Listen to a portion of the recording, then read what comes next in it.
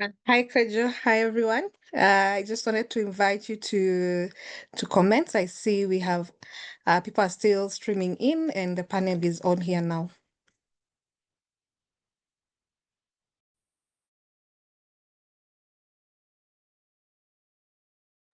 Kojo, you're on mute. Kojo, you're on mute.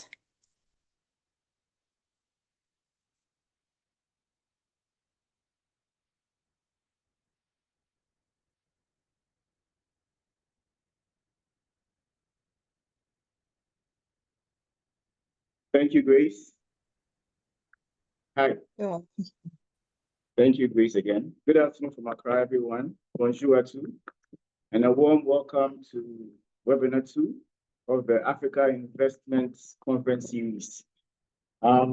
This afternoon's webinar is designed to whet your appetites ahead of the second Africa Investment Conference slated for 10th to 11th December 2025, hosted by the CFA Society East Africa in partnership with the CFA Institute and in collaboration with all the African societies. Just in case you're wondering, there are 5 of such societies. There's the CFA Society South Africa, CFA Society Mauritius, CFA Society Egypt, CFA Society Nigeria, and the CFA Society Ghana. The theme of today's webinar, Global Capital Flows and Africa's Growth Engines, takes us to the core of Africa's investment story. We are going to try to unpack how global capital can be mobilized and deployed effectively to accelerate Africa's economic transformation while ensuring strong returns both for investors and sustainable impact for the continent at large. My work today is made considerably easier by the luminaries we have, the guest speakers, the panelists that we have who will be taking us and walking us through the conversation. I have Mr. Karim KONE.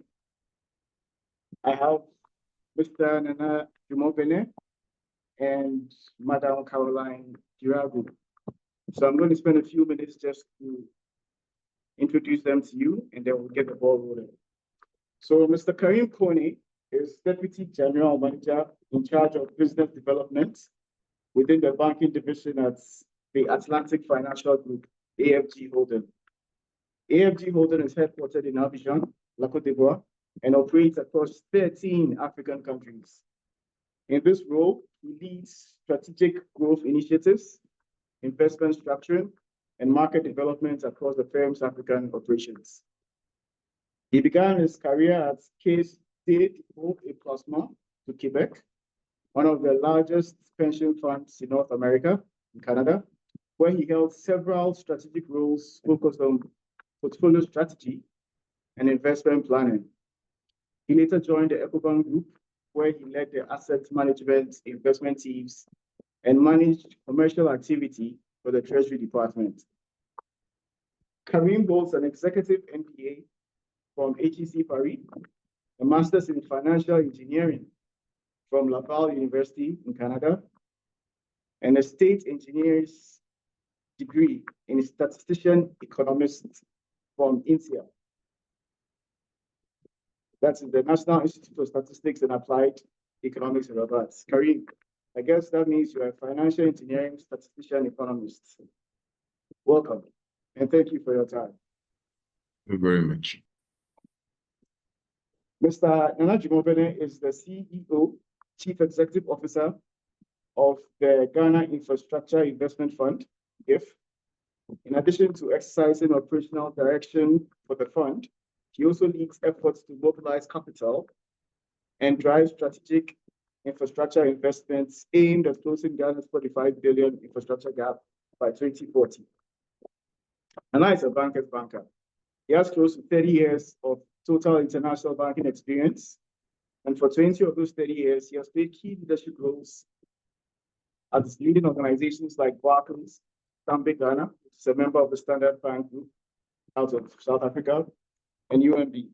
For the first part of his career, through the Barclays PLC International Business Leadership Program, Nana got the opportunity to serve in various roles in Africa and the UK, Head of Retail in Uganda, East Africa Regional Sales Manager, Local Business Segments for Barclays Africa based in Joburg, Sales Director for International Trade and Cash Solutions. This is a Barclays PLC in London. And he returned to Ghana in 2007 as Consumer Banking Director for Barclays Bank Ghana. After Barclays, he moved to Stanbic Bank, where he was Executive Director for Personal and Business Banking. And now holds a bachelor's in economics from the University of Ghana and an executive MBA from the London Business School. Nana, thank you for making time. Thank you very much, Kojo, and good afternoon to everyone. Thank you again, Nana. Last but certainly not the least, we have Madam Caroline Dirangu. Caroline is the Group CFO at Southbridge, an African financial advisory and investment firm. She joined the firm in November 2019 as a Senior Director of Finance and Admin, and later assumed the role of Group CFO, where she oversees financial strategy, governance, and operational excellence across the group. Caroline has over 20 years experience in audits, business advisory, and consulting, gained from working with globally recognized firms. She began her career in 2002 at PwC Kenya, where she led and supervised audits for listed companies, international donor agencies, donor-funded projects, NGOs, and government ministries. Her technical expertise spans, you have AIS, IAS, International Audit Standards, IFRS, IPSES, to mention a few. Before joining Southbridge, Caroline was Associate Partner and Executive Director at HLB Kenya. Caroline holds a bachelor's degree in information technology from Moi University in Eldoret, Kenya. She's a fellow of the Association of Chartered Certified Accountants and an alumna of ESADE Business School in Spain. Beyond the executive role, Caroline chairs the board of Cerebri Care for Caregivers and is a mentor, and advisory board member at Lapid Leaders Africa. She is known for her stakeholder sensitivity, governance acumen, and unwavering commitments to high quality standards, delivered with a warm and engaging leadership style. Caroline, welcome again. So thank you, Karim. Thank you, Nana. And thank you, Caroline. My distinguished audience, with this panel, we are set for a dynamic and insightful conversation. So for the format, we'll start by trying to make sense of the topic that's been set before us. And then we'll do a deep dive, a first round of discussions into capital flows into Africa. We'll take a short 5-minute comfort break after 45 minutes, give or take. And then we'll resume by taking on some of the biggest risks and misconceptions about raising capital or moving capital into Africa. The hope is that we'll have about 15, 20 minutes to go through your questions as the audience. So please keep them coming. Your panel will have the honor of responding to them. So welcome aboard again. Thank you very much. And let's get rolling with Caroline. Hello, Caroline. Good afternoon. Good evening, everyone. Hi, good afternoon from Accra. Again, good evening to you. So private equity, venture capital, private debts. I mean, they sound ominous, but what exactly do they mean? Could you help us with a working definition for today's webinar? Okay, I consider this is financing in different stages of the business life cycle. And so I find that venture capitalists come right at the beginning of an enterprise's story. So they tend to be the guys who provide seed capital and stage 1 capital for enterprises. And then eventually private equity comes in. At that point, the owner of the business needs some bit of structure. So it's mostly structured around partnerships.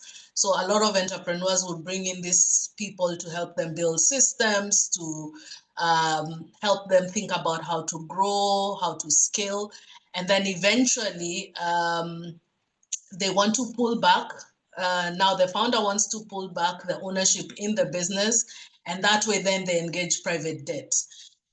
And understandably so, now they can take money that they have the capacity to pay back later, and that's why then debt becomes almost at the final point at which capital is injected into these companies. So they tend to be loans, they are structured, they are linked to performance of the business. And that is where I think a lot of our entities need to get to, because then after private debt, sometimes people end up in commercial debt, but it is essentially money that allows the owner, the entrepreneur, to get money to finance his growth, to finance the maturation of his entity, and then he retains ownership. Because the first two then have a lot of interference in ownership and governance.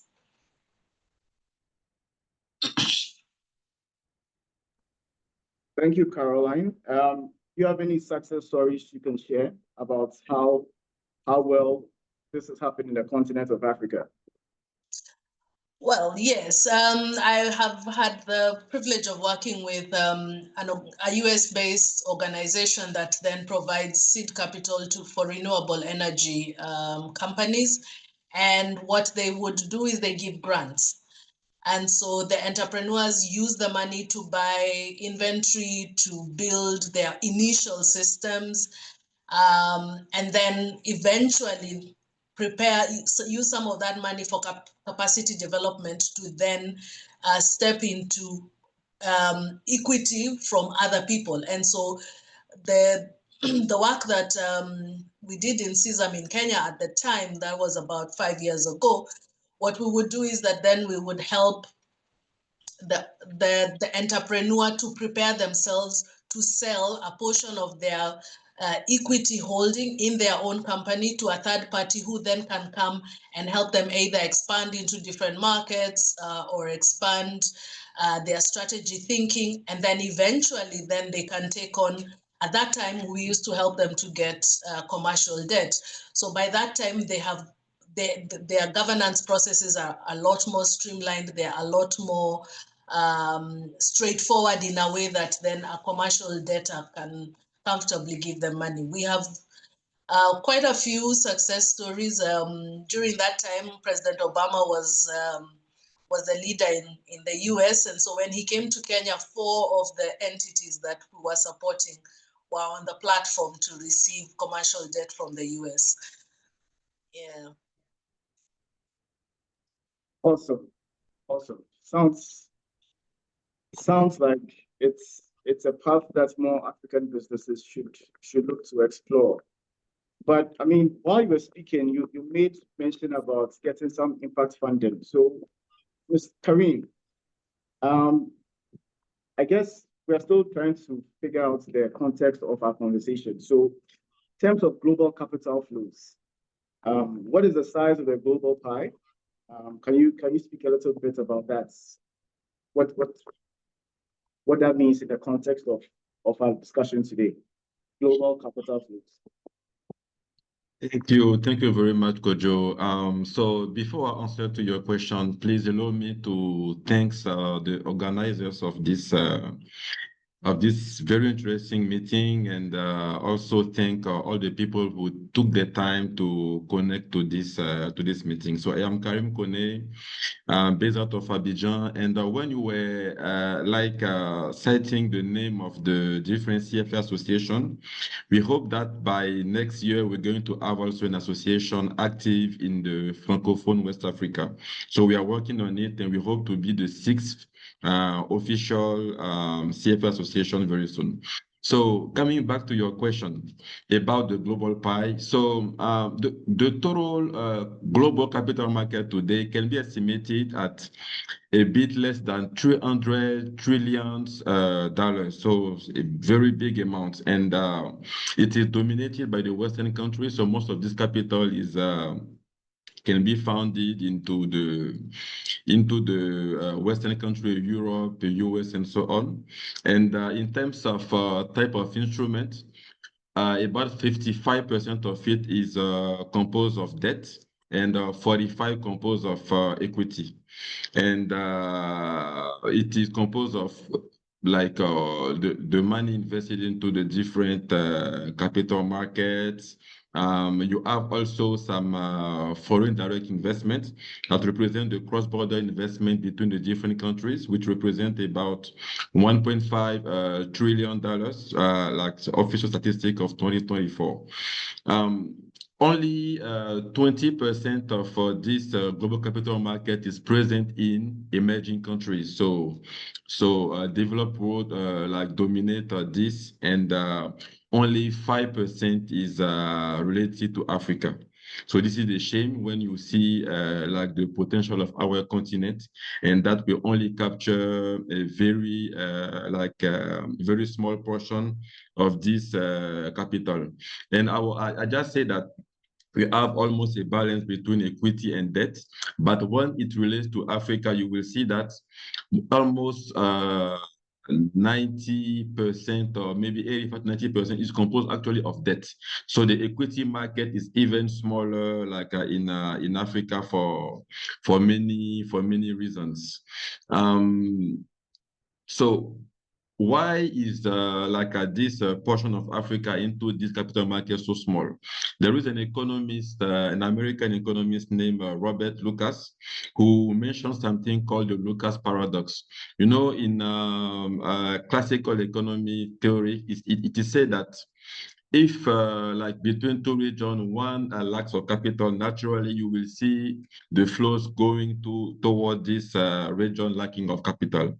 But why isn't happening in Africa? It is because of this paradox, because other parameters like the risk perception, the political instability, the factor of production can justify why we don't see like these flows like coming like into Africa at a higher pace. So at this moment, the inadequate financial infrastructure, the political instability. So for many reasons, as you know, our country sometimes face this political instability, and unfortunately, it directly affects the level of the flow that can go, that can come towards our continent. Some initiative like the African Continental Free Trade Area powered by Afrexim Bank are very encouraged because it will increase the level of the intra-Africa capital market, but there is still some barriers for it to happen because Africa actually is a mosaic. There is not a single Africa. Every region has its own specificities. We have different central banks, different currencies. Some countries are net exporters of oil, some import oil. So, and also in terms of regulatory framework, there is a lot of differences. Unfortunately, all of this also prevent like the international flows to go at a higher pace into Africa. And what is this capital coming into Africa are composed mainly of foreign direct investments. And the official statistic in 2024 say that about $90 billion has been injected into our continent. And also there is a significant portion of it that is remittance, because we have strong diasporas living outside of Africa and bringing some resources to the continent. And I think that later we'll have time to maybe dig into it to see how we can use this remittance also to be an important lever to develop the capital market in Africa. Thank you. Thank you, Karim. Thank you, Karim. That's a very thoughtful, giving us a lot to think about. But while you were speaking, I couldn't help but wonder, I mean, if the risk perception outside, inside is so big, how about intra-Africa capital flows? What's the state of that right now? Yeah, so intra-Africa capital market is also unfortunately quite small. You know, I was speaking about the Africa Continental Free Trade Area. If it happened, like allowing flows to like easily go from one African country to another, it can boost the African capital by 52%. However, as I was just saying, you know, let's take, for example, the Francophone West Africa region, the UEMOA region, and the Central Africa region, the CEMAC region. Both have a currency named franc CFA, so the same name, but it is extremely difficult to directly transfer money from one region to another. We have the same currency denomination. We have the same history of this currency because it is all those currencies are all pegged to euro, for example, but quasi impossible to transfer directly like money from one region to another. So this kind of barriers, we need to find solution to like prevent it because if we are not able to do so, it will be quite complicated to take advantage of this like potential that we have in terms of capital market in Africa. So I was just saying that in terms of remittance, for example, we had enough like about 90 to 100 billion dollars last year, and inside of it there is almost 1/4 of it that is actually intra-Africa remittance, and the remaining coming from abroad. And from the foreign direct investment, unfortunately, it is mainly dominated by money coming from outside of the continent to the continent. Wow. Thank you, Karim, for that. It's sobering and gives us a sense of the scope of work that we have to do to take off, eliminate some of these internal barriers. Thanks so much. So we left out as part of the definitions, we left out infrastructure because you are a resident expert as the CEO of the Ghana Infrastructure Investment Fund. So I guess my question to you would be, can you talk about the scale and the cost of the infrastructure needed in Africa? And maybe while you're at it, also tell us a little bit about what you consider to be the most critical aspects of infrastructure that Africa needs to grow, essentially. Thank you. No, thank you very much. I think listening to Karim and Caroline, it paints a picture for us in terms of the state in which Africa is in at the moment. And I would say that for most of the African countries, we are still very much in the primary economic stage of the economic life cycle, which means that there's still quite a lot to be done to develop our companies, to develop our countries to a level of more breadth in the economy and also more depth in the economy. And I believe very strongly that one of the critical drivers of this is to have the right infrastructure in place. And the right infrastructure which can drive growth and drive productivity in the economy. Most of the countries in Africa have a significant infrastructure deficit. And what that does is that it actually discourages a lot of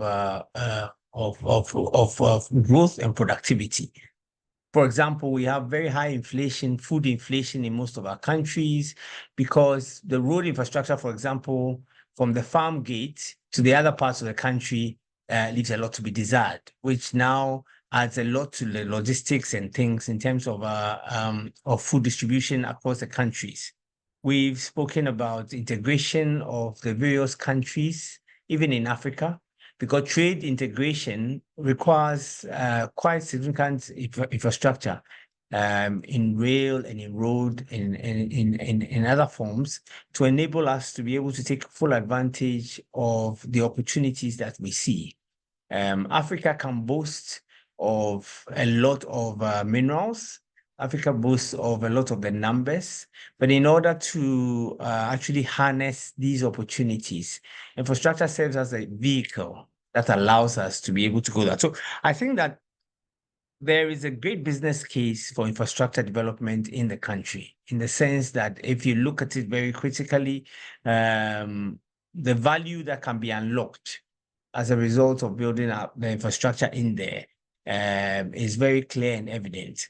And also the research shows us that once the infrastructure projects, once structured properly, tend to have very low NPL ratios.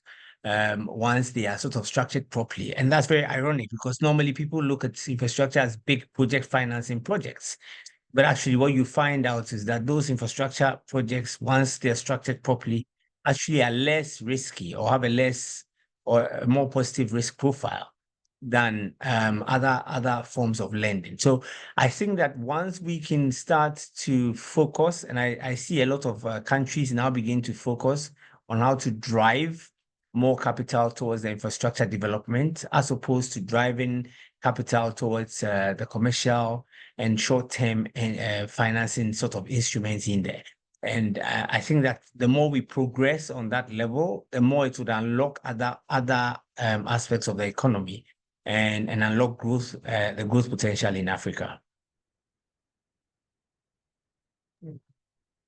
Awesome, thanks, Nana. So let me stick on that train of thoughts. So from an attractiveness point of view, what is working for Africa? What's, in your experience, what's Africa's strongest point, or what can we say to foreigners, to foreign sovereign funds especially, upon why it's a compelling reason to come to invest in Africa? So there are a number of key factors for us. I mean, in 2050, as they tell us, 1 in 5 people in the world will be African and we're living in Africa. There's a significant marketplace here that people can sort of take advantage of. Also, as mentioned, most of our countries, when it comes to infrastructure, are greenfield, which means that once we can get investors to come and finance in unlocking the infrastructure here, the returns on your investments, once it's structured properly, could be significant and in multiples in there. And I think these are some of the key areas. The opportunity exists to invest in infrastructure in various aspects of the economies, and you have the numbers that will make the business cases sort of work in our favor. And the last thing, obviously, is that Africa has the means to repay most of the investments when it comes to the infrastructure development. Because as I've said, Africa is rich in resources. And once we can have a proper structure where resources are made to pay for some of the infrastructure that we have, a proper bankable proposition can be put for most of the infrastructure projects in it. So those are some of the, if you like, more positive areas which makes investing in or capital investment in infrastructure in Africa probable. Thank you. And as you said, positive, certainly there has to be negative. So what needs reform in Africa? What are your top two things that you think?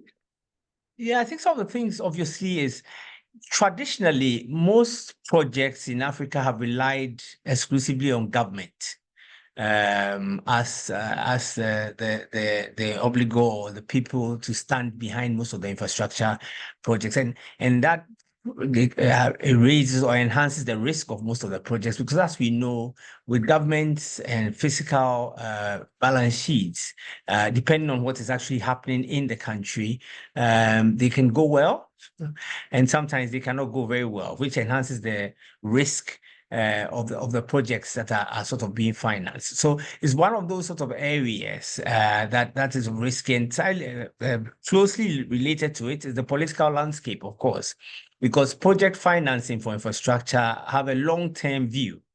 You necessarily are looking for an investment to last over 10, 15 years. And you will need political stability or stability generally to ensure that the investments are in an environment that can pay back over that long sort of period of time. And so I think that the absence of participation from the private sector in Africa in most of these infrastructure programs or projects is a key deterrent to most investors who would want to invest as a result of some of these factors. Thank you so much, Nana. absence of private investors, key deterrent. So Caroline, let's continue on that segue. How do you see private debt evolving as a financing tool for African enterprises and infrastructure? And maybe what are the key risks and opportunities? Right. So private debt is quietly actually becoming one of our most exciting financial stories, and simply because it's practical. Banks tend to be rigid. Banks tend to want certain data in fashions that they understand and that are aligned to some of the older ways that they've been operating. And so private debt allows investors and the enterprises or even the governments to actually sit down at a human level and for people to then talk to each other about what's important, what are the KPIs we're interested in, both parties are interested in, what needs to be measured. And so it introduces or provides a lot of opportunity for people to then have realistic conversations about what can or can't be done and what nuances we need to take care of. So what we have seen at Southbridge is that development finance institutions are also now being interested to understand the continent. So more and more people are coming to the continent with curiosity. The savior mentality that was there before is shrinking a lot faster, I think. So a lot of people are coming to the continent, and even for Africans who are away and diaspora are also helping to feed the narrative that we no longer, live on trees and need to beg for our money. So data like the remittances of Africans in diaspora to the continent show that truly there is, people are able to absorb the kind of money that previously was coming as grants and, in other shapes. And so with that then in mind, then you see that the gaps that are existing in our space are mostly driven by governance gaps, data gaps, that then are easier to fill as opposed to then hardcore infrastructural, financial infrastructural gaps that then need policy to move at national level for that kind of cash flow to move. So the DFIs, the private institutions then are coming together. We are seeing a lot of blended funds. So you see people raising capital funds that are split between debt and equity. We have first loss tranches. We have the Africa Guarantee Fund that is providing guarantees. And all of that then help to mitigate some of what is considered to be hardcore premium risk. And so a lot more people are more comfortable then to bring in the money and to allow the money to stay on the continent longer. Part of the problem I think we have had in years past is that the money would be short term, maximum 5 years, and it doesn't allow the infrastructure that Nana was talking about, because we need, like a road project, a strategic partnership needs minimum 7 years for it to then mature to a point where it starts generating meaningful returns. So with the risk premium having been brought down, it is now possible, and we are seeing longer term money coming through the continent. The flexibility in the structures is also allowing for people to then grow, to learn.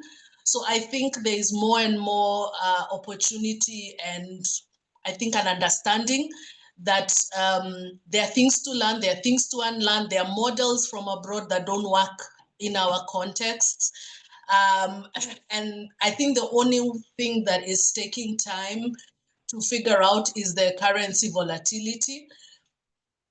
Because then, we are receiving the money in hard currency, and our local currencies are also behaving in unpredictable ways. And I think once a lot of the funding that we get starts to take into consideration either natural hedges or different types of hedges that then allow us to manage the volatility, then we will be able to arrive at some level of stability. But I think the biggest growth comes from just the mindset that money can come to the continent, stay longer, and produce good enough returns without it, even with the uncertainties that we have, which for me, the mindset shift is more the longer term infrastructural change that we need to allow our continent to grow.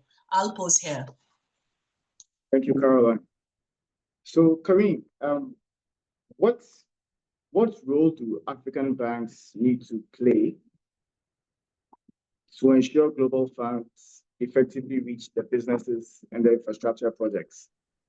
And there's an interesting follow-up. I see a panelist question, an audience question. So when you're done, they're also asking about, what type of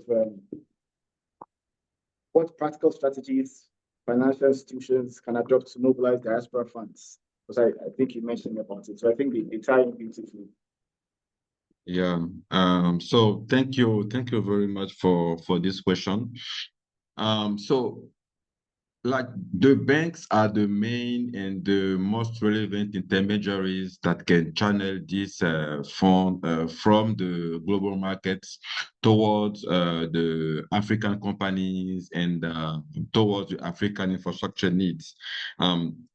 So first of all, you know that on the trade perspective, our countries in Africa in the past, they used to produce mainly raw materials. Now we are seeing the industrialization of our economies coming up, and which we are starting to export as well, finished product. And at the same time, we import, we have many import needs. So the financial sector, especially the banks, are the relevant intermediaries to provide this trade finance solution to facilitate this transaction and capture like the international flows coming from outside of the continent. Also, in terms of lending, one of the big challenges is that sometimes there is money available outside of Africa, but the right channel to make sure that it can reach especially the SMEs, for example, is not that clear, and the banks can play a big role into that, partnering with these foreign investors and put at disposal the knowledge of the continent, making sure that they can on-lend the facilities and have the right product, making sure that we can finance these SMEs. And for the infrastructure, I think Nana just mentioning that infrastructure need long-term and patient capital, and most of the time the investor, because they don't have this long-term view when it's talking about investing in Africa. Sometimes it is hard to match this fund like with infrastructure project, but thanks to banks, we can reassure the bank and maybe provide some guarantee instrument, making sure that these funds are available for infrastructure in our continent on a long-term basis. In terms of innovation as well, the banks are well positioned to partner with the DFIs and provide blended finance solution, making sure that we can mix public, philanthropic, and also private sector funds and make it available for our economies, especially corporates and also infrastructure. So the challenges to do so is, I think we mentioned it several times, the stability of our economies. Stable economy will provide long-term perspective to all the investors interested into coming to Africa. So we need to work on that. And we need also to make sure that in terms of local capacity, in terms of transparency, in terms of local environment, we are at the same standards as the one in the developed world, and we need to strengthen our regulators, strengthen our government bodies, making sure that we can give the right assurance to all the investors, making sure that once they invest in Africa, they can invest in a transparent way and they can have also a way to exit at some point. I think Caroline mentioned something important about the currency volatility as well.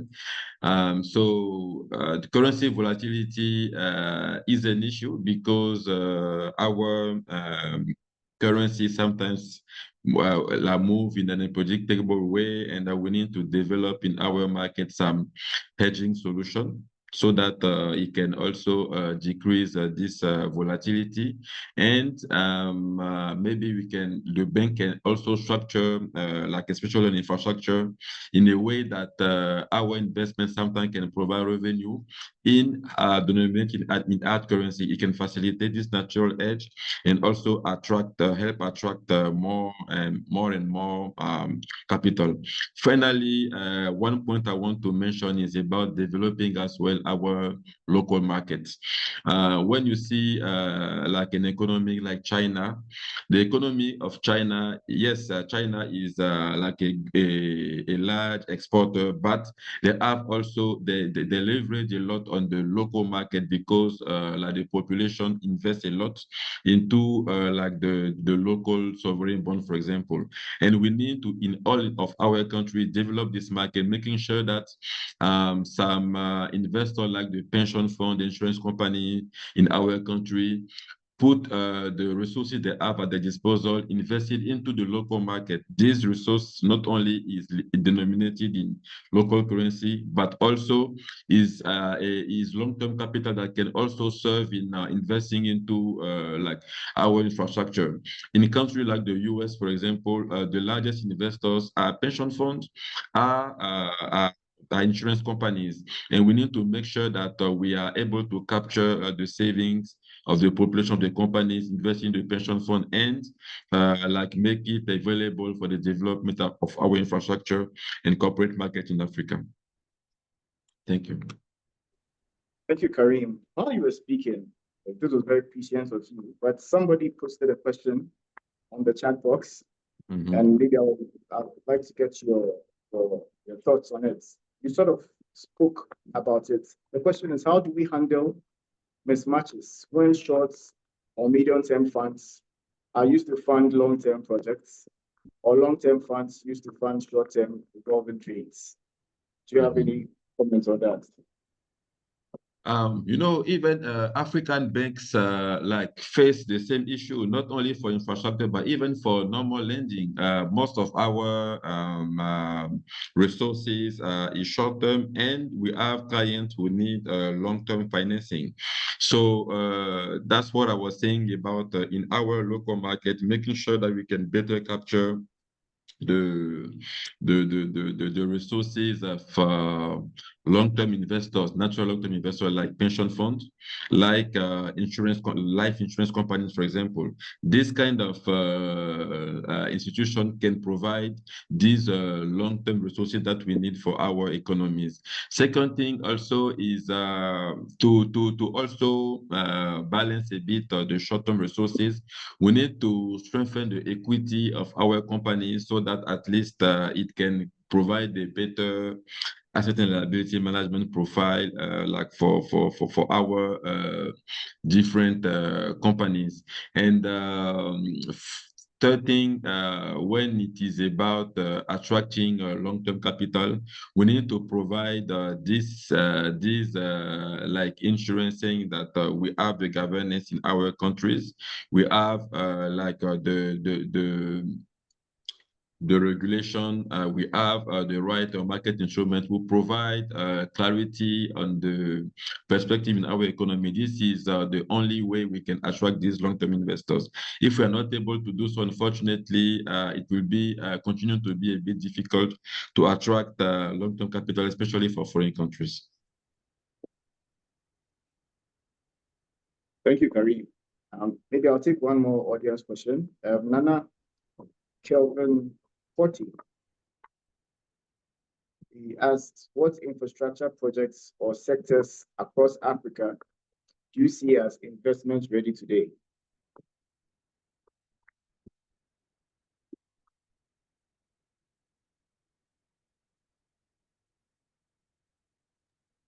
Nana is on mute. Yeah, mute. Sorry. No, thank you for the question, and thank you for prompting me. I say if you look across the continent, some of the most attractive investment-ready projects are very much tied with the ones whose returns seem to be very high. And a number of them have to do with inter-country connectivity. And it's tied with what AFT are trying to do as well. So, for example, there's a 15 billion investment project being led by AFDB to connect Abidjan to Lagos via Accra, which is a road system that moves from Ivory Coast through Accra, through Benin, Togo, and then into Nigeria. Obviously, at the moment, if you were to travel through these countries, it will take you days. But if you have a proper highway to go through it, it obviously significantly reduces the travel time. That has significant opportunities or positive upside for trade between those countries, because the movement of goods and services now become much easier to do. So such a project is investment ready, and the returns to an extent are not very much dependent on anything else but by the current activity that goes on between the countries, which can be even greatly more enhanced by it. Another investment project, for example, and these are the big ticket projects I'm talking about, but they have a lot of upside or opportunity. Ghana, for example, is surrounded by a number of landlocked countries in the Sahel region. So we have Burkina, Mali, Niger, all landlocked countries. And we have the ports in Ghana. So there's talk about putting a rail system that links our ports from Ghana directly into those countries as well. At the moment, they're using the ports a lot, but going through a lot of roads that are not in a very good condition, making logistics quite a bit of a nightmare for them. And obviously, that's going to add so much more cost to doing business in their countries and cost to import and export. So for such a project, as it's packaged properly, once it is packaged properly, you can ensure that there will be demand for the use of it, and therefore the returns will be attractive. And one of the ways in which such projects are now becoming, if you like, slightly more de-risked than they used to be, is that countries like South Africa and to an extent now Kenya and Ethiopia are leading the way by structuring public-private partnerships. And for most of those public-private partnerships, these are government policies which normally are endorsed by Parliament and therefore are enshrined in the laws of the country, which provides a certain level of protection for investors over the long term. And under the public-private partnerships, you can then have private sector actively get involved by putting private sector flows from some of the international development finance institutions into countries to finance these projects so that they can be assured of their returns because they'll be protected by the laws of the country. So it's one of the ways in which a number of significant infrastructure projects have been financed in the likes of South Africa. I see a lot of new highways in Nairobi now when we visit Nairobi, and I'm told that some of the ways in which those ones have been structured as well. We hear that Ethiopia have just built a significant dam, again under such structure. So we are beginning to see positive test cases or use cases across some of the countries in Africa. And I think these are ways in which we show the way for us to now structure projects along those particular lines for us to be able to sort of do it. And also Karim mentioned about local participation in terms of pension funds and insurance. Again, when we speak to a lot of the international development finance institutions, they talk about the fact that even in our own countries, we are sitting on a tremendous amount of money in pension funds. In particular, and those pension funds are not being used. Most of the time, those pension funds or the fund managers are investing in short-term money market instruments, because their argument is that the projects are not sufficiently de-risked enough to enable them to sort of fund. But in recent time, we have an example in Nigeria who set up InfraCredits Nigeria, and Damana has just set up in Nairobi as well. These are infrastructure guarantee credit schemes. And then you can have some of these international infrastructure guarantee schemes provide guarantees to local pension funds, which sufficiently de-risk some of the infrastructure projects locally, which now allows the local pension funds to invest in these sort of projects. So there are some of these ways in which we can unlock some domestic capital to support some of the international flows that come through.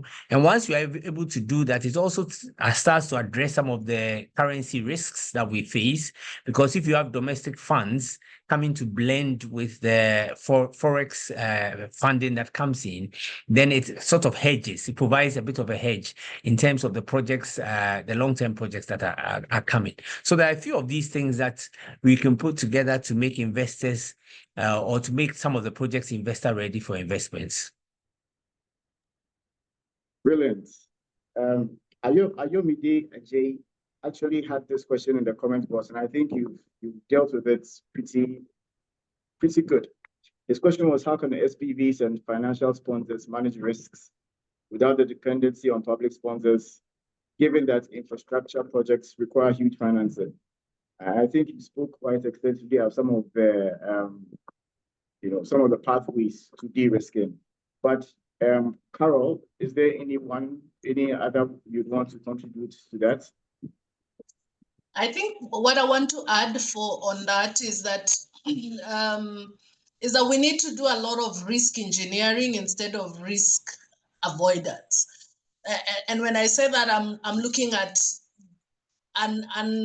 untangling the risk and assigning it to relevant individuals who can then carry it from either a reputational point, a political point, an actual physical asset point, so that then the project stops being, a PPP where it's assumed it's government and this private entity. We need to have everybody in there taking responsibility for what they can carry or what they should carry. And so by removing the layers, or at least separating them in such a way that then people are able to then pick what is theirs, then it also helps with the discomfort, so that then the commercial bank carries then maybe the financial risk, the development partner carries the impact risk, the community carries parts of the usage risk, or so that then the asset itself is not stolen, because the community can then ensure its safety and its durability. So things like that then help bring everybody around the table in a way that then works in our context. Because then, for example, when it's securing an asset, you do not necessarily need to hire police to then stand around the asset every now and again. But if the community owns the project in a way that then they can derive value from it and see how it benefits everybody, then we are all sitting in there, and then concentration risk reduces, then the impact aligns, the incentives are beneficial to everybody. I think that's what I'd like to add for that. You're on mute, Kojo. Thank you. I like the risk engineering aspect that you've introduced. So what are your thoughts on blended financing and impact financing, or cheaper sources of funding? Can we engineer anything for Africa to get any scoop here? I think the first challenge we have is that we imagine that we need to be collecting more. I think what we need to be doing is building ourselves for scale. So a lot of the money that is coming is pilots, proofs of concept, it's donor linked. So it doesn't really push or require the level of accountability that is needed for scale. Because then for scale, you then need to be able to sit at the table, make a decision, on what it is that is then the outcome that we are looking to achieve, and then intentionally bring the people who need to be at the table on the table. And so what I see is that the blended finance frame then allows all these people to come to the table. So when we look at, say, renewable energy spaces, is that there is the technology, so you have to involve a technology partner, you have to involve an IT, either an institution that then will host the renewable energy equipment, then you need to bring in the community, then you know, when all of these things are brought together, then we are able to then build something that's sustainable long term. The problem I think we have at the continent is that our risk profiles are very localized, and also the data is not very transparent. So as practitioners in the space, the biggest, I think, responsibility we have is to collect data, and credible data for that matter, and data that then speaks to the environments we are sitting in, so that the benefit of the road that Nana spoke about is potentially different in Ghana and different in Togo, but the different countries and the different people need to own those particular components in their local setups, and that data needs to be well understood by the different people at the table. The second thing I see a lot is that our economies are growing very fast. A lot of things are happening in Africa very fast, because then we have a younger population, you know, we use the term microwave generation. So for them, things need to happen pretty fast. Infrastructure and policy for even the infrastructure we're talking about takes time. So what do we need to do to make sure that then the conversations happen on time, are addressing the things that are important to us? And 20 years in Africa is not 20 years in Europe, is not 20 years in the US. Ours, 20 years could be 20 minutes. So we need to be able to arrive at choices and make honest choices about what's important for us today and in the future. And ours is, the speed needs to move a lot faster. The feedback loops also need to be a lot more tighter, so that then when something happens, we are able to share what has happened and course correct as quickly as possible, to then capture a lot of all of these things. So the way we are negotiating, say, diaspora money for 18 months, 2 years, can't work in our context. We need to move a whole lot faster, and not to catch up with the rest of the world, but to then provide the impact that is necessary for the communities that we're building for. Great stuff. Thank you so much, Caroline. I think at this juncture, let's take a 3 minutes, it's 2:57, so we'll take a 3 minutes comfort break for our audience and panelists. Stretch your limbs a little bit. For those of you who are still around, there's going to be a poll. Would please like to know your thoughts. Okay, yeah, awesome. There it is. Do meaningful global capital flows into Africa currently exist? And then who bears the greatest responsibility for driving investments into Africa? Which of Africa's growth engines is most attractive to global investors today? And what's the biggest barrier to greater capital inflows into Africa? So 2:58, let's say 3:01, we'll resume again with our deep dive session number 2. Thank you all so much for staying with us. To be continued.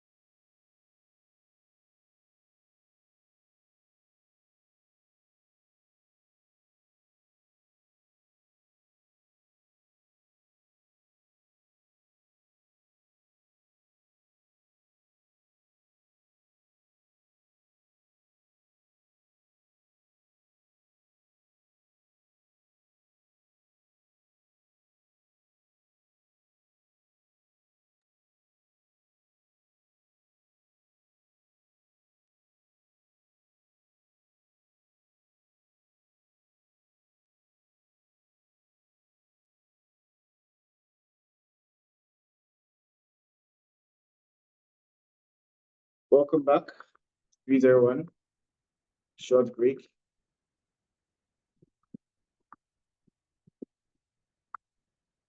So we'll go back, we'll resume with the second half, the second part of this discussion. We want to talk about the misconceptions, about investing in Africa.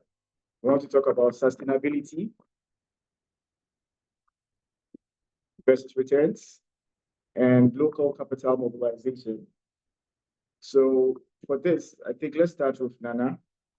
What is the biggest misconception you have faced about Africa in your day job, externally and within Africa? No, thanks, Kojo. I think for me that one of the key misconceptions that I typically face is that all projects in Africa or all investments in Africa are grouped in one huge amorphous segment. And therefore, it's labeled as either very risky, and when you delve into it, maybe in the person's experience or in the investor's experience, maybe 3 out of 10 of the investments were really bad, and the rest were maybe above average. But I think that the failure resonates louder. And I think the narrative about Africa obviously doesn't help as well. And so sometimes the successful stories get drowned out of the banner headline negative sort of stories that are in there. So there's some work obviously that has to be done in trying to change that perception of the continent. And also the other misconception, which I think is even more significant, is the underestimation of African talent. Because I think that in most people's minds, most Africans are not competent enough or incapable of structuring viable deals.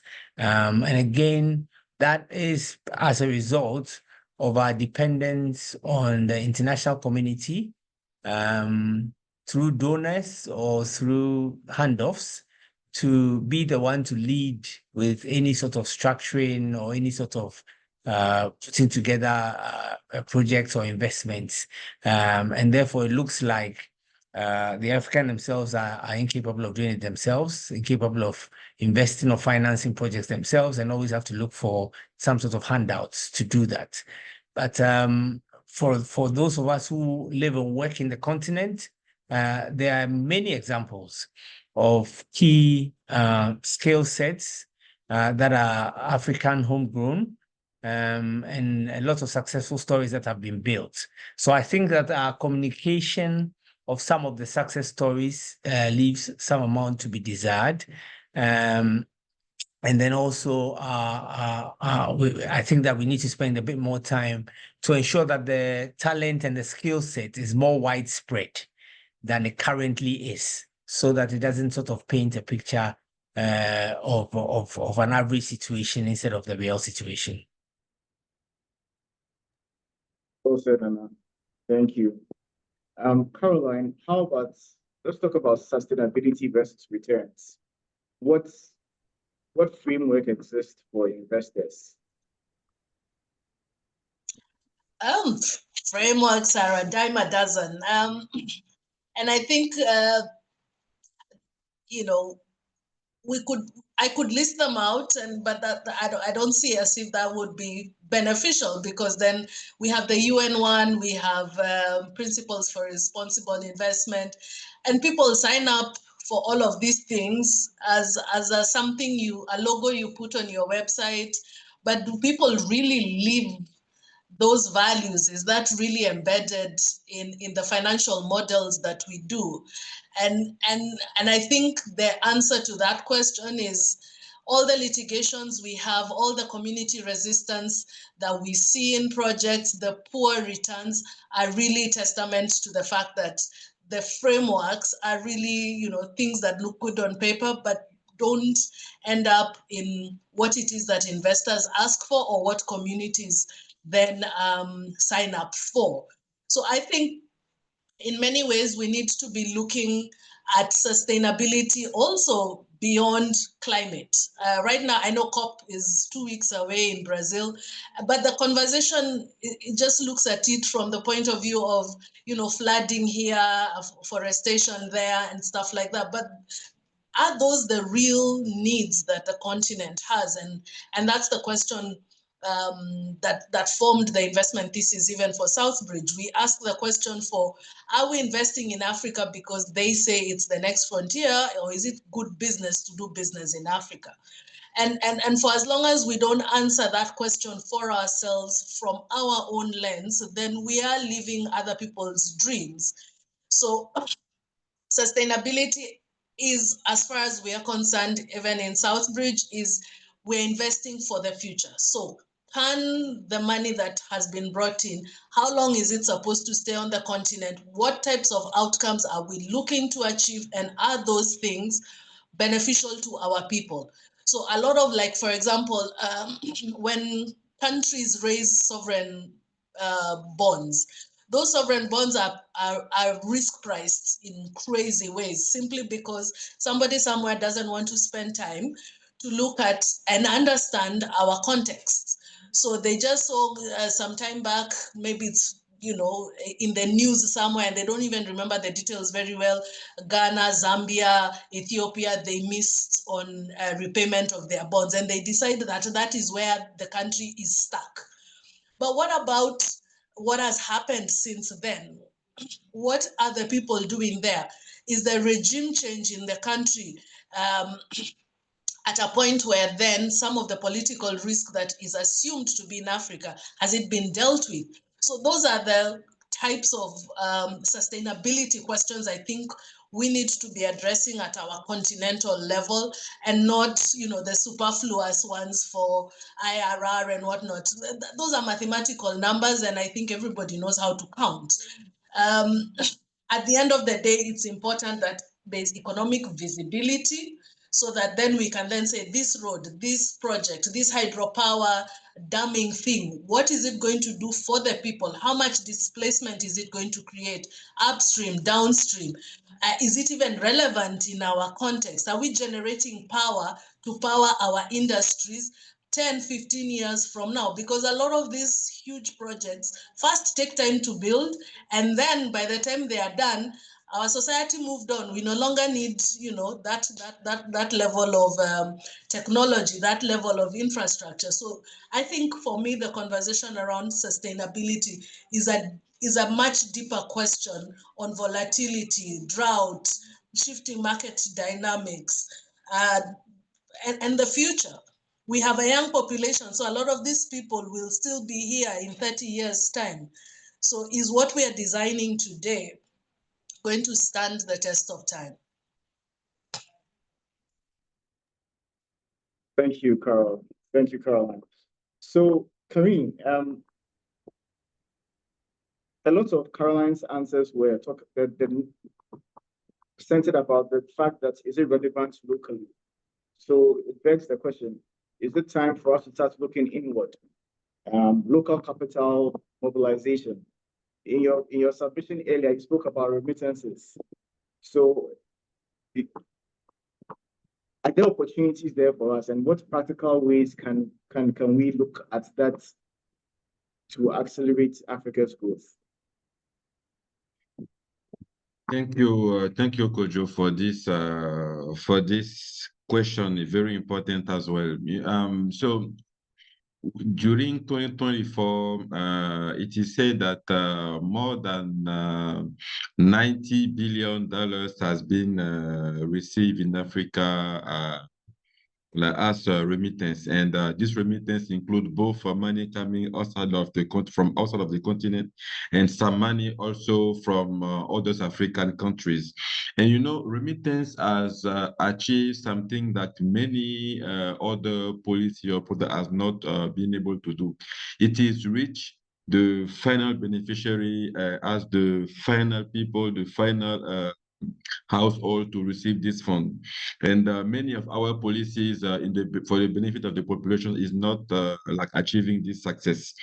However, the problem with the way we use remittance is that it is mainly used for direct consumption, and not a significant portion of it is used for investment. So we are losing this potential leverage effect if this money were used to invest into, let's say, some infrastructure or some in some project that we leverage on the impact and multiply the impact that it can have on the population. So we need to address it, and I think that for the diaspora that is sending this fund, we need to provide the right instruments so that instead of just using this remittance as helping like the family who remains in Africa, we can also have a financial product like the diaspora bonds, or maybe open like the capital of our infrastructure project to this diaspora living abroad so that they can invest into the country. Me, for example, I spent a part of my professional experience in Canada, in Montreal, and I was obsessed by the need to have a house or a home like in Ivory Coast. And when I was looking for a solution to start investing like into purchasing this house, I was lacking a financial instrument or solution to send the money safely, making sure that I will at some point have this house. So it means we can leverage on the diaspora and the remittances also to develop our real estate market, because we know that everybody, every African living in the diaspora is thinking about how to have like one day its home like in Africa. So also, one important thing is to leverage on the technology, on the digital systems, because most of the time in some countries, this remittance arrive in Africa via informal ways.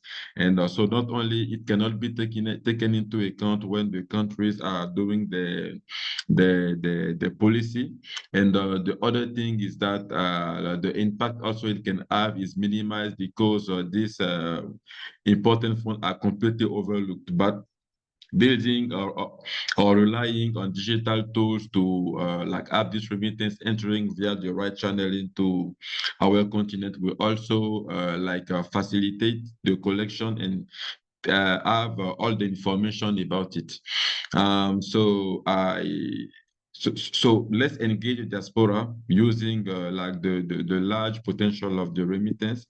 Let's use the digital, the fintechs also. Let's make sure that we protect this fund from these informal ways or the increasing cybersecurity risks that we have in Africa. And let's leverage on the potential of remittance and the diaspora investment into and make it be a significant lever to create infrastructure investment and investment in our continent. Thank you so much, Karim. So we're getting to the tail end of this webinar. There's just 15 minutes more to go. So we're going to do a quick fire round to our panelists.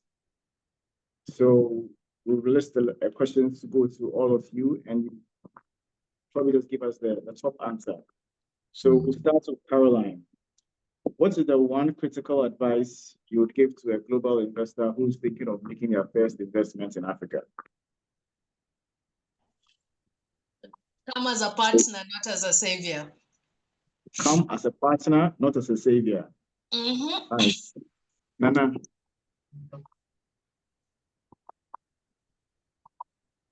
think but my one yes, I think my one advice is to tell every investor, take the time to work with the people on the ground to prepare your projects. Because what I've come to realize is that the devil is in the detail during project preparation. And once you take your time to do the proper feasibility and understand the lay of the land you are actually going to invest in, you may be surprised at what you will find. It may not be the returns you see from a distance, maybe just a fraction of the main returns, and it will all depend on how your project is structured. So preparation, spending enough time and investing into proper feasibility and preparation before you even start to implement the project is extremely critical. Thank you, Nana. Karim? So what I will say is a bit linked to what Nana said. I think it's important to find the right local partners, and don't say that the solution that is working like in developed world can be systematically like applied to Africa and have the same result. You need to leverage the local expertise, the local knowledge of the ground, the adaptability of the solution to the local realities, and it is the way to unlock the potential of our investment in Africa. Thank you very much. You come as a partner, come fully informed, devils in the detail. Thank you so much. All right, so next one. What one structural reform or policy shift is most critical to unlocking larger volumes of capital flow to Africa? And I think I'll start with you, Karim, since you just ended.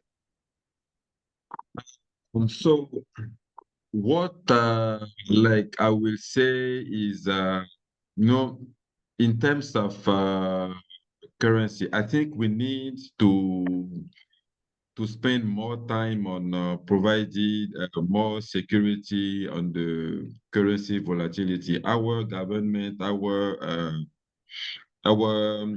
financial system need to find solution to make our currency less volatile, because it is one of the major worry of the investors. It is not easy, but we need to make sure that we have an economy where we export, we have better control on our exports. In terms of monetary policy, we need to have the right reform, making sure that we can have more stability on the monetary system. If we are able to do so, the attractiveness of the return in Africa normally should make Africa receiving many more flows than what we're receiving. Thank you. Anna?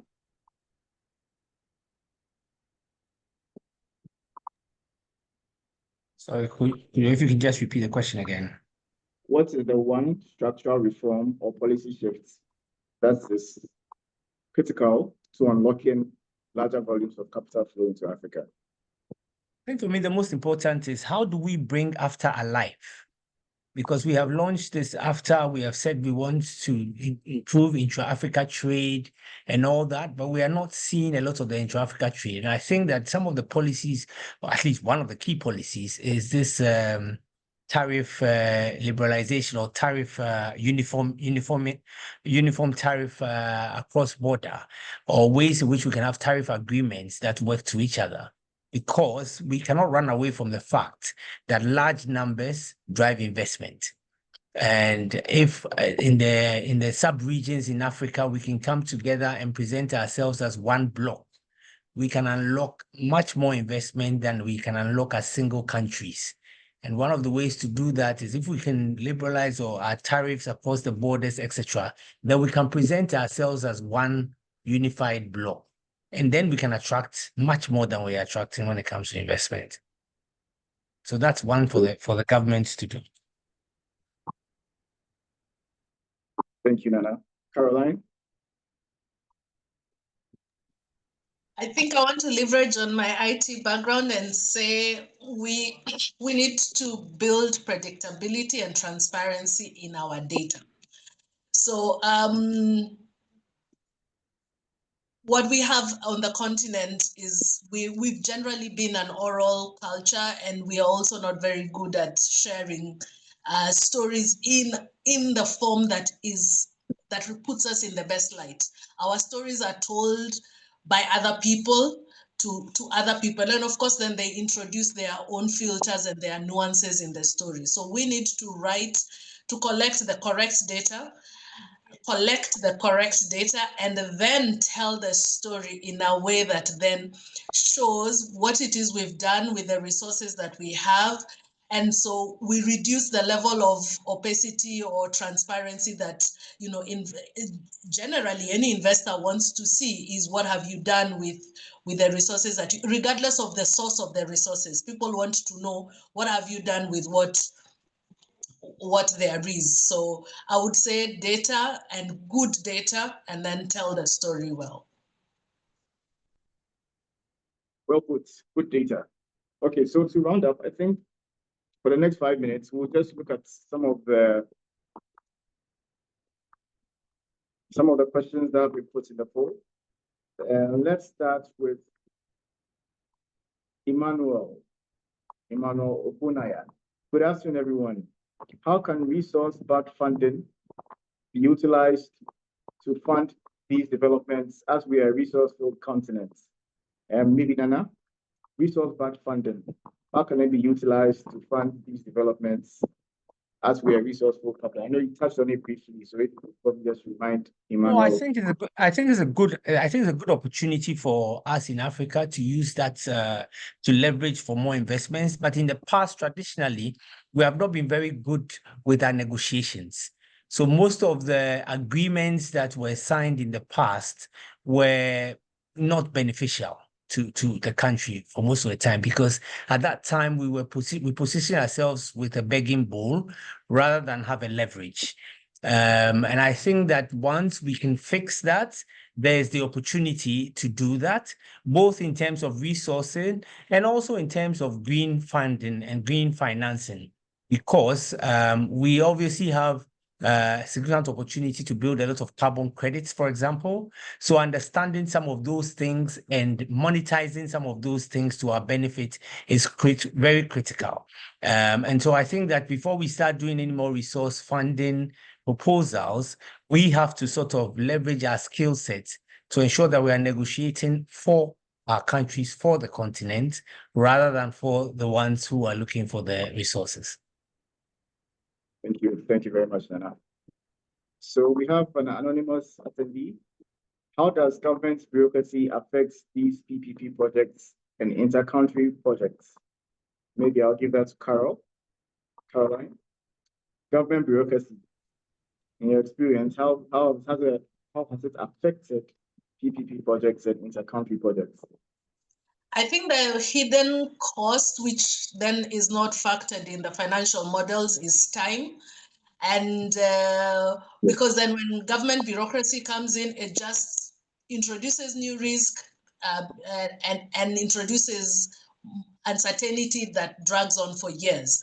So by the time we are figuring out who we need to talk to, why we need to talk to them, approvals at this level and that ministry and the other ministry, 2 years is lost time. That is money that could have been invested in other spaces.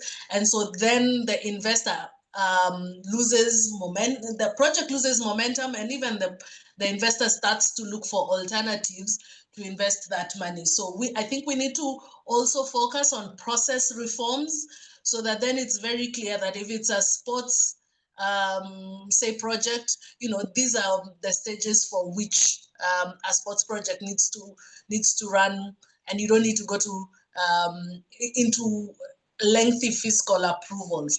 I think I've talked about efficiency and the time that that we need to push through things. People expect that, yes, there is a process, but it also just can't be an amorphous process. Thank you, Caroline. 2 years for this and approval. That's significant. Thank you for that. So we have one from Chrissy. Stock exchanges in Africa are generally small, making public listings difficult. How can private equity firms unlock scalable exit opportunities despite limited IPO markets and few strategic buyers? Karim, would you please help us with that? So thank you for this question. So in terms of making like creating maybe more exit possibilities available, I think we need to have like more investors, like enlarge the basket of potential investors. And I will come back to what I just said about our pension funds, our the in the US. For example, the largest in Canada, same thing, the largest investors, whether in all asset classes, fixed income, private equity, and so on, are pension fund. But today, when we have like these massive investors, as Nana was saying, just in investing into short-term bonds, especially outside of Africa, because they want to be denominated in hard currencies. So it is complicated for a local investor who has taken the risk to invest into a private company and want to exit to find this possibility. So it is something that we need to address and have the right reforms and have the right investment policy in terms of this pension fund to have a dedicated a dedication of part of the fund invested into private equity. Second thing is also in terms of listing. I think that in terms of incentives, it is important to provide concrete incentive to companies to accept to get listed, because so that it enlarge also like the possibility for converting a private equity investment into a listed investment. It can be tax incentives. It can be also free technical assistance to be with them along the process. It can be also increasing the visibility of our stock exchange, making sure that we can easily find investors abroad. And to come back to this Africa, also it will also enlarge the possibilities from other African investors to invest in the different countries. Today, if for example, I want to I'm looking for investors, even if I have like a potential investor so interested in my project in Ghana, it won't be easy for him to invest into Africa because there will have many administrative burden that can at some point discourage like this investor to invest. So we need to address all these barriers and making intra-African investment very like more easy to do. Doing all of this will multiply the possibilities to invest or to exit from a position and make more liquid and dynamic our financial markets. Thank you very much, Karim. Dear viewers, all too soon, we've come to the end. It's been a very insightful conversation. I'd really like to thank Karim, Nana, and Caroline for sharing their views. My takeaways will be the final round of questions. What needs to change? Currency stability. There's unity, eliminates the trade barriers, and data predictability. So thank you again to Karim. Thank you, Nana. Thank you, Caroline. And thank you for being a part. I think I will hand over to Grace at this time so we can see the results of the poll. Grace. Thank you. Thank you so much, Kojo. Thank you, our dear panelists, Nana, Karim, and Caroline. You have taken us through this great topic, and I'm sure we will have follow-up questions. And I know the audience have questions that they feel they've not been sufficiently addressed or fully addressed. We will be sharing those questions with you to help us get them answers, and then we'll be able to circulate the same. So, dear audience, do not fret. We will revert back with the answers from the panelists. But because of time and being the last minute of the hour, I will go through the questions. So we had asked, do meaningful global capital flows into Africa currently exist? 56% say yes, but in very specific sectors. 25 say yes and growing steadily across regions. 23 say no, capital inflows remain marginal, and 4% were unsure. And question 2 was, who bears the greatest responsibility for driving investments into Africa? 78 really poll that African governments and policy makers have the greatest responsibility, followed by domestic institutions, institutional investors, that is the pension funds, sovereign wealth funds, among others. And then 27% polled collaborative regional efforts. And lastly, we have number 2 would be the private sector entrepreneurs, followed by the domestic institutional investors. Then number 4, the collaborative efforts regionally, and then finally the international investors and DFIs.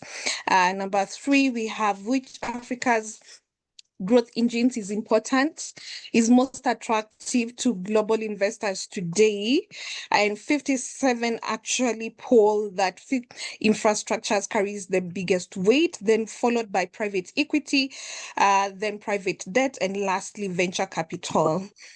Finally, we asked, what is the greatest barrier to greater capital inflows in Africa? And the majority, I think, based on what our panelists have been able to walk us through, is the perceived risk and instability. Then followed actually by half voted to currency and regulatory constraints. And then number 3 is limited market data and transparency, which I believe Carol spoke about. And then shallow capital market flows. And then finally, the exit to environment for investors. And that is how we have polled. We'll also be sharing this with you, and maybe we can be able to take the conversation further on all our social media pages. But we look forward to having you all in December 10th and 11th here in Nairobi, Kenya, for further conversations. Otherwise, thank you, audience. Thank you to our panelists and moderator, and see you in the next round of webinar, which will be on November 12th. See you then. See you. Thank Thank you very you. much. Bye-bye. Bye-bye, everyone. Cheers. Cheers.